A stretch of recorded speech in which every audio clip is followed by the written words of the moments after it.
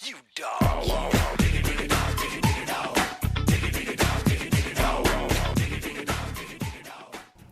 Alright, so hello everyone. It's been a while since I've talked to you guys, and I wanted to put up a video on something that I'm studying right now.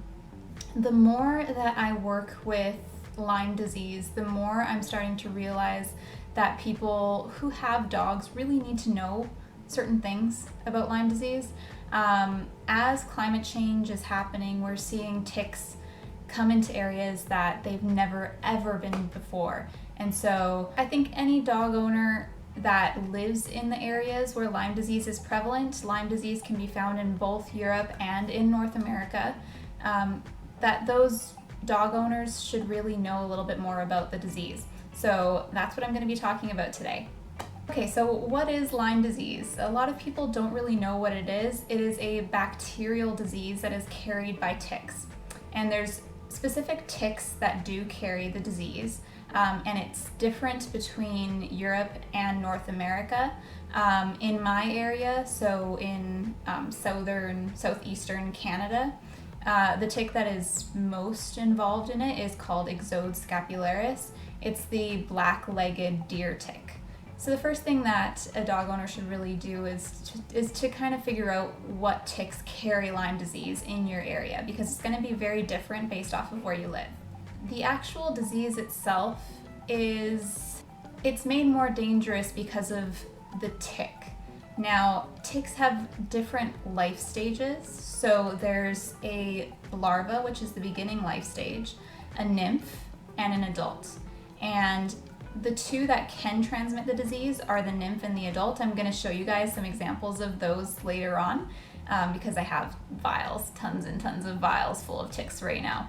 But basically, the life cycle goes a little bit like this. There's a larva, and the larvae hatch out of eggs. They feed off of a small mammal, probably a mouse.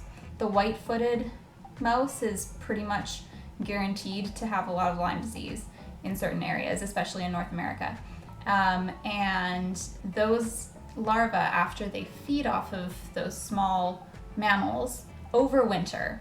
And they kind of develop into this nymph stage, which emerges in the springtime and goes and tries to find another blood meal. Ticks, every single time that they go from one stage to the other, require a blood meal. Now, the larva will become infected when they feed off of a small rodent or a small mammal that actually has the disease. When the larva emerges as a nymph in the springtime, that nymph is infected.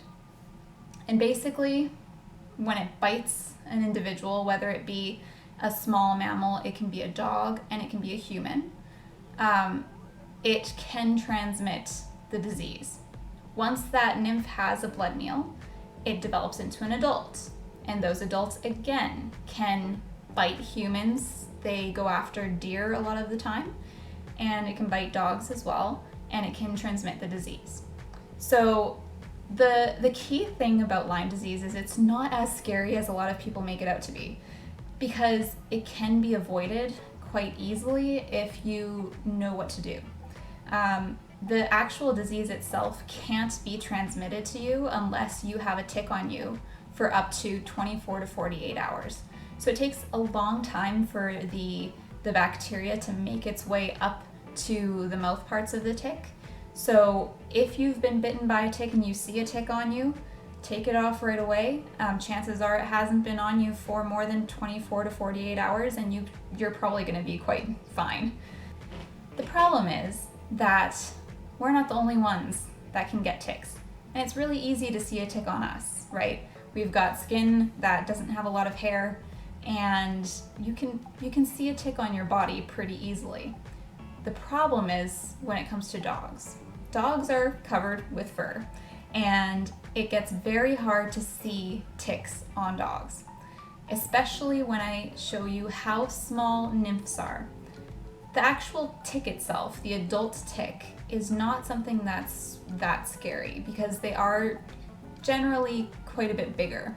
But nymphs, let me tell you, when I started working on my research project, which involves Lyme disease, I was shocked at how tiny these things are. Like, they're insanely small. There's absolutely no way that you would be able to see this on your dog. It's just impossible. So this is an example of the first stage of the tick. So you can see right there, it's hard for me to hold it still for you guys. But those are larvae. You can see compared to the size of my hand here, how teeny tiny these guys are. They are just so small. Now these guys don't actually transmit the disease to you, but it is the first stage. So I'm not gonna take it out of the vial because they're tiny. They're too tiny to handle. So, all right, and so here's the female, male, and nymph stage. So you can see the female is actually the biggest one that's on the left right there, and then the male is in the middle, and the nymph is right on the right-hand corner there. And I have a pen here just so that you guys can see the difference in size. So right there is a pen, and as we bring it up here, you can see how teeny tiny that nymph is. So you see that nymph right there? So that's the size of my hand, okay? Now, if you guys can imagine trying to see that nymph, the one on the right-hand corner there, on a dog that has fur, it's virtually impossible, right? So that gives you a better idea of how small these guys are. It's just insane. So if you ever see anything like that on your dog, that's a tick. So what we do see a lot of the time is dogs going into the bushes, getting bitten by these nymphs, and then when they come back into your house, the nymphs are feeding on those dogs, and a lot of times those nymphs can fall off of the dogs and they haven't quite gotten their full blood feed, and they will go after humans in the house as well. Also, the nymph stage of the ticks, if they bite your dog and are brought into your house, drop off after they have a blood meal, they can develop into adults inside of your house and then go after humans that are inside of your house. So that's why it's so important to use tick repellent or to treat your animals in order to make sure that they cannot carry ticks for a long period of time.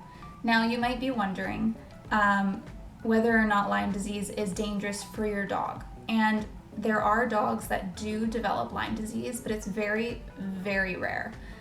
So to put it into perspective, if a tick bites your dog and it has the agent that causes Lyme disease, which is called Borrelia burgdorferi, the percentage of dogs that actually develop Lyme disease after being bit are quite small. So it's about 5 to 10% of dogs will develop Lyme disease after being bit. So it's actually a very small percentage. The danger with dogs is the dog bringing ticks into the household, like I said previously. Because humans, for some weird reason, it's not quite understood yet fully, but dogs don't get Lyme disease as often as humans do. When we're bit by a tick that carries Borrelia burgdorferi, we have a much higher chance of getting that disease. So it's very dangerous for us. Now, if you want to prevent Lyme disease in your dog, there's a lot of things that you can do. There is a vaccine that's available for dogs, but it's kind of up in the air. A lot of vets don't want to do the Lyme disease vaccine, and a lot of vets do. It's kind of like an iffy situation. It doesn't fully protect your animal. No vaccine out there really fully 100% protects every single individual because it's very complicated. Maybe I can do a video about it later on, but the immune system of every individual isn't the same. So every vaccine reacts in a different way in each individual. It depends on how well your body can mount a response to that vaccine.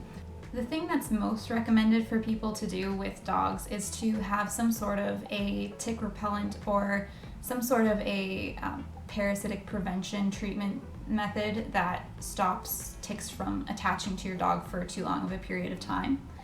A couple of options for this, I'm not quite sure about what the names are in Europe, but in North America there's something called Advantix which kills ticks that attach onto your dog within 12 hours. If it kills the tick within 12 hours, your dog is not going to get Lyme disease. There's also Revolution. I'm not sure if Revolution has been proven in the ticks that carry Lyme disease, but definitely has an effect on the American dog tick. So I would think that there's an effect on the ticks that carry Lyme disease as well. But it's generally recommended for parasitic prevention and flea prevention. So those are two options. Those are very easy options, and it's just going to keep both you and your dog safe. Dogs bring ticks into the house. It's proven. I have friends that actually have Lyme disease, and that's exactly how they got Lyme disease. Their dogs brought the ticks into their household, and then the ticks attached onto the people in the house. So it's something to definitely think about. So I hope you guys enjoyed this video.